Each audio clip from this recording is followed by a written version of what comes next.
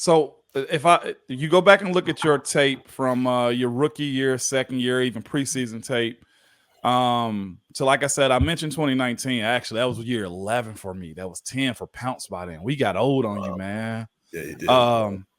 But I said this on this show, Mason. I was like, man, Mason looks calm. I felt like the game was it the which game was it against the was Earl Thomas with the Ravens or with Seattle when he hit you that game? That Ravens. was Ravens. I felt like, and most young quarterbacks do, you get happy feet. You look like you settled in this year. Like you just said, I'm here to throw. I'm here to make plays. If I'm in my spot, everything else take care of itself. What changed from then, Mason, to now? I think, experience, and that's the best teacher, even when you're not playing. I think you can either go on autopilot mode, 2020, I played one game. 2021, I had one start. 2022, nothing. 2023 until week 18, nada. So instead of, you can go crazy or you can really, really lock in and immerse yourself in a game plan each week, try to help whoever is playing, and then try to be a voice on the sidelines. I think seeing it from the sidelines the last couple of years, and whether it was Canada or Sullivan trying to knowing, I think just as quarterbacks, I've had a good feel for what Kenny liked, for what Mitch may have liked the last couple of years in certain, scenarios and certain down and distances, third down, red zone, fringe. And I tried to make suggestions to the play caller, because I think they have a great feel for it, and I think they both did. But when you're in the room with the guy and you know what it's like to run those plays, there's plays that they prefer. And sometimes, I've been in that position and you don't want to speak up and say, no, I don't like, they give you an option of a play. Do you like that one? Yeah. But there's maybe another concept that you love. And so I think that really, looking at it as a coach, helped me grow and helped me mature from a football IQ standpoint. Did you know physically that you looked more settled in those moments? Because that was what I think a lot of this fan base saw. It was poise, it was steadiness, and also just consistency. I'm not comparing you one to the other. I'm comparing you to you for the most part, okay? And there's a little bit of us watching, the ones that played before you. But did you notice that you had somewhat brought it down as far as the game, as we sometimes say as players, the game slowing down? Yes, I think, I wasn't watching myself on TV, but I think I think I felt like free. I think I felt a sense of complete freedom and nothing to lose, because I really didn't have anything to lose. I knew I thought, maybe this is my last year. Maybe I get squeak another year out. Somebody gets hurt, goes down in training camp. You get an opportunity or a call. Maybe the Steelers want me back. We'll see. But I think it's a fun place to be. It's when you're not playing with angst or anxiety or trying not to make a mistake. I just wanted to score points and win the game each week. And I think simplifying that in your head made it more fun. That'll be something for sure you carry moving forward, because it's one of those, like I said, coaching things where they'll tell you, well, we saw it and now we got to continue to see it. You see yourself honing into that, and not of the perception of playing with house money, but just like, nah, I'm that pro now. Yeah, I think so. I think I got into a groove, felt good. Obviously, we didn't accomplish the ultimate goal once we got into the playoffs, but I think, yeah, I have full confidence that I can play in this league and that I can replicate that kind of consistent performance. No doubt. The thing that's fascinating though, Mason, about your pathway in this league too is you somewhat got buried because, of course, as you said before, playing behind a franchise quarterback, coming to a team where that was pretty much established, and he didn't really miss games. And then, of course, the time where your opportunities could have come, Pittsburgh signed, of course, a quarterback to a significant paycheck. But like the perception of you somewhat got skewed. When you look at other cities, Mason, there's other quarterbacks in the same situation as you and they catch high praise? Does it make you feel somewhat, I don't want to call it slighted because I don't need nobody to think there's jealousy or anything behind it, but do you look at that and say, why is that situation different from mine?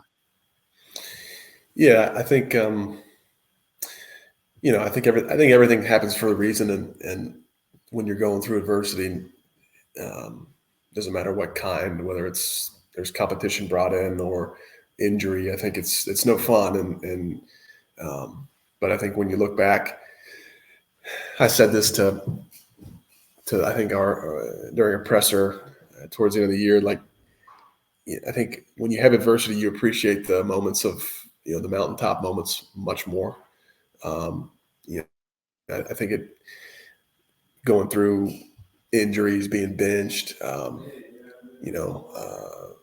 and down play, it hardens you for life, and I think it prepares you makes you a better human being, and it makes you more. I think makes you a little bit. It gives you a better sense of humility and thankfulness to be at the level you are, but yeah, I mean, in the moment, was there, what was I? Did I want to compete? Did I want to, prove one thing or another? Yes, but I couldn't be more grateful, kind of, for how things played out. Even though it was tough sometimes, but I think, God is sovereign, and His plan is always the right plan, and it's hard to submit to that sometimes, but it's often the most. I'm going to work as hard as I can and let the chips fall where they may. Al and I were talking about this a little bit yesterday because we brought you up and I told him that you were coming on and stuff like that. And it's fascinating, though, Mason, that, like you said, God has His own plan for everybody in their pathway. If you roll that way, right? And most do. The actual opportunity to be signed later in camp and be around, honestly, long enough to actually have this, and whether it be injuries or somebody else misfortune or bad play, how did you prepare even still week to week? And, even when that opportunity popped up of, hey, this quarterback play doesn't look that great, we need to look at Mason, and you weren't tapped into. How does that go as far as reps and preparation to actually start when you should be given an opportunity to?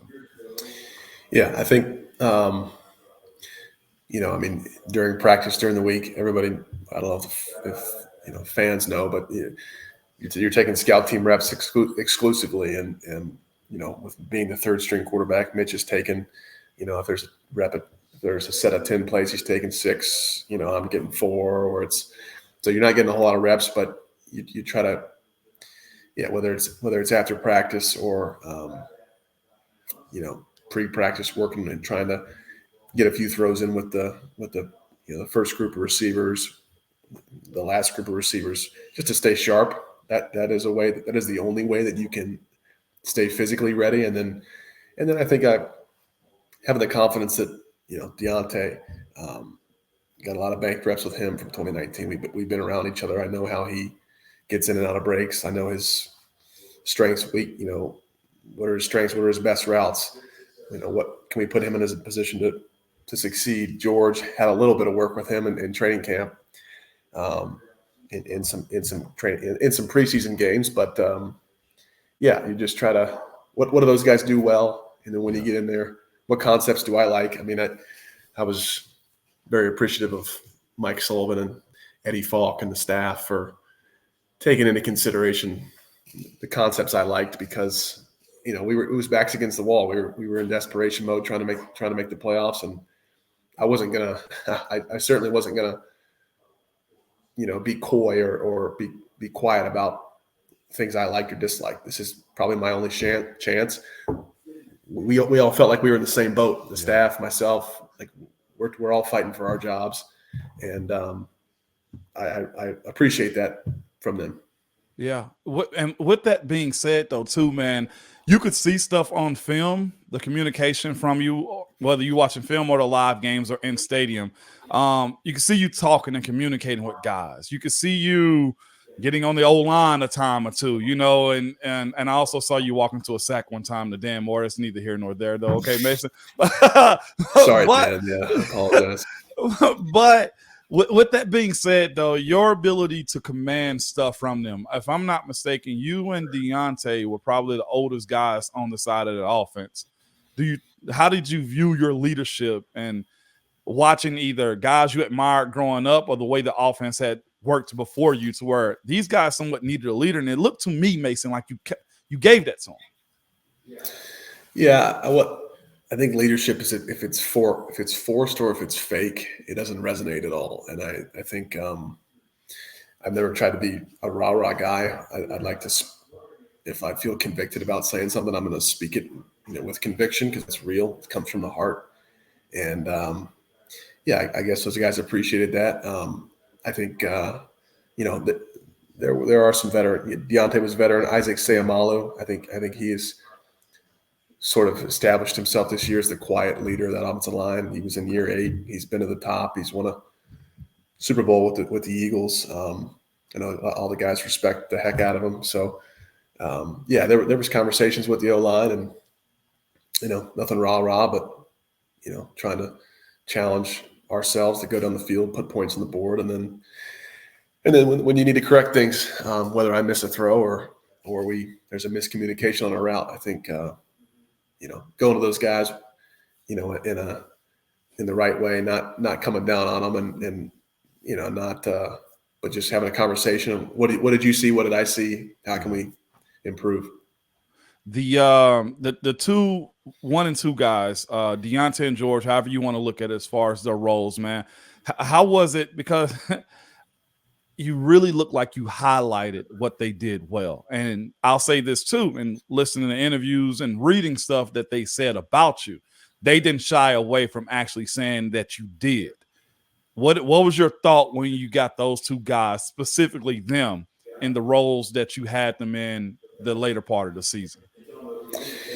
Yeah, they're both talented guys, ultra talented guys. They both, like I said, they both have, routes or things they're better at, they're stronger at. And, it's not the same for both of them, just like anything else. But yeah, I mean, starting from I think it was the second play against the Bengals, George just making my job very easy and taking a slant to the house.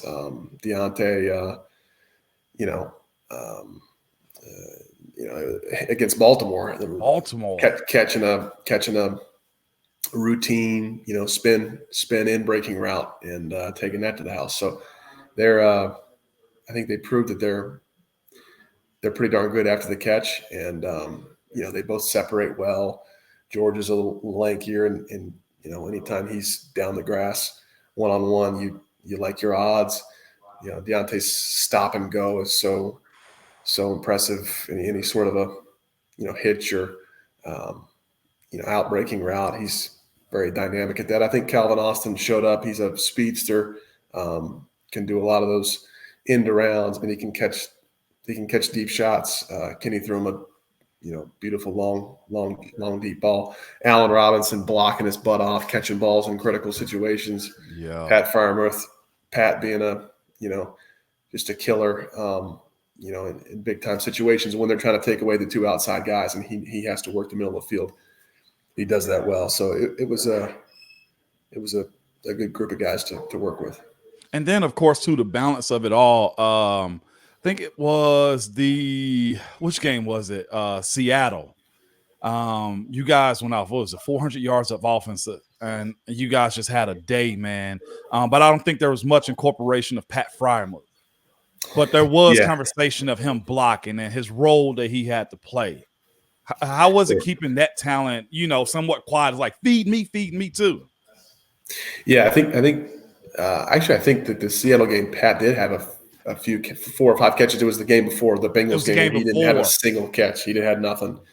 And Pat's an awesome person, a good friend, and a team first guy that didn't say a word, when he didn't get but a couple targets, because they were trying to take him away. Cincinnati had seen that in game 1.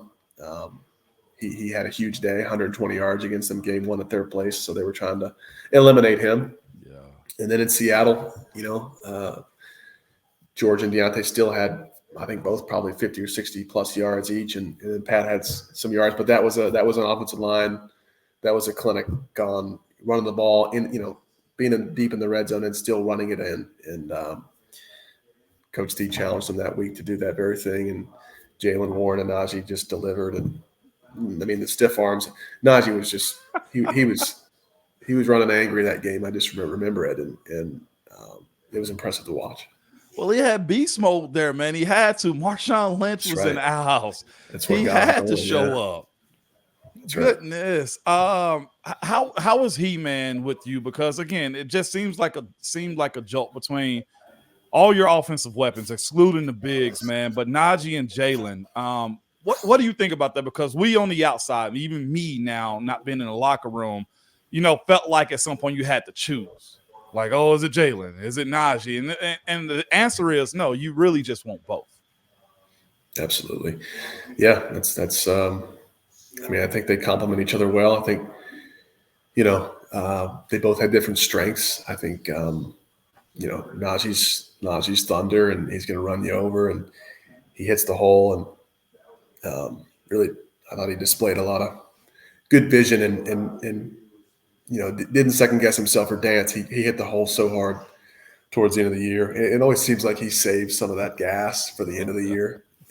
He comes on the last 6 weeks where I think a lot of running backs, the shots are taken on their body. They start to kind of fade a bit. Najee is not that. Jalen catches the ball well. His run after the catch, his make you miss is, exciting. It helps us out. It helped us out on a lot of critical third downs where you throw the check down and he makes two people miss and you're moving the chains. So it's a great combination.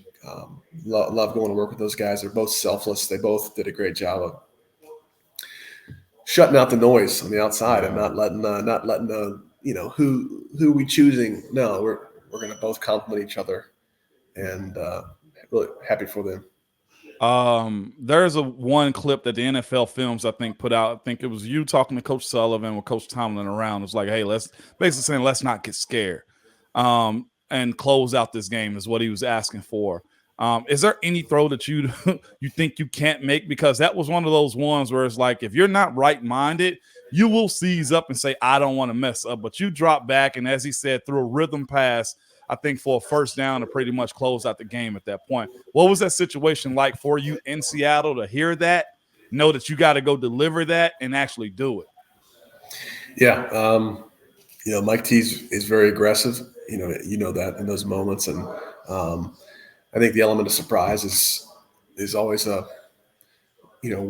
worth bouncing around, when you're in the huddle, when you're talking things through. And we knew they weren't going to expect it. They were in a zero defense, and George Pickens one-on-one on the slant. Well, we feel like that's routes on air, and so George made a great play, spun out, got us a first down. But absolutely, to have a coach who's that aggressive and he's not playing to, he's playing to win, and he's not being too conservative running the ball, trying to run the game out. He wants to win now, and he knows it can be done in one play.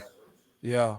A lot of changes happened. Well, a big change happened during the season, of course, relieving Matt Canada of his duties. What was that transition like, Mason, as far as going from one coordinator in Matt Canada to, Coach Faulkner and Coach Sullivan being the guys calling the plays? I mean, it was a change. And I think the media tried to, make it a headline story. And I think I was just happy the way everyone on the offense, continue to work and didn't really allow it to become a distraction. And as much as I think it probably, it was probably a distraction just because of the Pittsburgh, the fans, and we've got such passionate fans, the media. But I think we responded well after the change was made. Matt's a dear friend. I was with him for three seasons, and I only wish him the best moving forward, and hope he can. I'm sure he'll be okay. Get a job somewhere, and then Mike Sullivan, who and Eddie Falk, that kind kind of tag teamed the leadership role moving forward. I thought they did a good job too in a tough circumstance, and especially Mike Sullivan calling the plays in an offense that wasn't really his. He was working with a scheme that we added a couple concepts here and there. Yeah, because in the middle of the season you can't take one book and put it in a new book. That's what camp is for. That's what OTAs and mini camp is for, correct? Like, you guys still, for the most part, had the same book.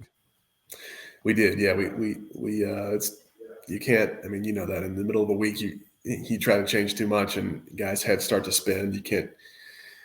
Same formations, motion, shifts. Concepts for the most part.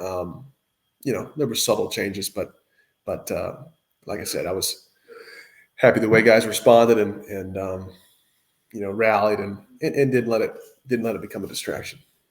How did they, when you speak earlier of Coach Sullivan and Coach Faulkner crafting the passing game, were you adamant and honestly just I guess strong enough to just say, yeah, I don't like that play? Was it those conversations that led to your success towards the latter part of the season? Because here's the thing, Mason, you're playing this thing down, okay? You had 74% completion rate this year. That's like high school stuff. Do you understand? So it's not like you just out there surviving. Those numbers were thriving, Mason. So how strategic were they in curating you? Yeah, I think the game plan was different each week. We knew, I think Cincinnati was we were all out there figuring it out, trying to build chemistry. I hadn't worked with those guys since, training camp really at any level. I don't even know if I'd worked with the starting receivers in training camp, working with the third group primarily. So we were figuring each other out, and I think we figured it out, pretty quick. And like I said, when you got guys like George that made a couple great plays after the catch, make my job a lot easier. But yeah, and then you go to Seattle, and like we knew we needed to run the ball. It's a hostile environment, one of the loudest venues in the league. We ran the ball for almost 200 yards that game. So when we highlighted that component, we were balanced in that regard. And then you got a rain game in a monsoon in Baltimore. We knew we didn't want to have a 40 passing attempt kind of a stat at the end of the game or game plan. We ran the ball well that game. So I think the staff did a good job of taking into consideration my favorites. Pat Meyer did an awesome job with the run game each week, putting us in good positions, never in a bad play. And then yes, I mean, obviously someone's got to call the play at the end of the day, which is, I think, it's probably the hardest thing in the NFL, alongside the quarterback position. And he did a great job. He had a good flow. We were balanced. We scored points. So it was fun. Thank you. A lot of points, man. I have to ask you this one too, because everybody from your rookie year, second year, third year to where you are now, every player has growth, man. Do you think, number one, the NFL give players time now to grow up? And also, can you see differences in players that actually become true pros in those moments too? Yeah, I think does the NFL give players time to grow and develop? I think it's a tough business. It's a business. I think that's what's great about seeing people like Geno Smith, who I have looked up to, who came in, played well, but also had some adversity early in his career, and then stayed the course, stayed positive, and obviously developed quite a bit, and has turned into a heck of a starting quarterback. So I think it's good when you see those kind of stories, because you kind of see that, there's a lot of football. I think football justice is a real thing, and if you stay the course and you work hard, you got a good attitude, you're going to get an opportunity at some point. It may be years down the road, but that's what I've tried to stay positive in my own situation. So probably yes and no. I mean, players are expected to perform, obviously based on where you're drafted, but quick, fast, and some people are ready to step up that fast. our friend Pouncey started as a rookie, played at a high level. Oh, pro. Absolutely. And then there's people that hit their stride later in their career. So, if they don't get chewed up and spit out. So, I think every situation's different, but it's inspiring when you see the guys that stick it out and get the last laugh.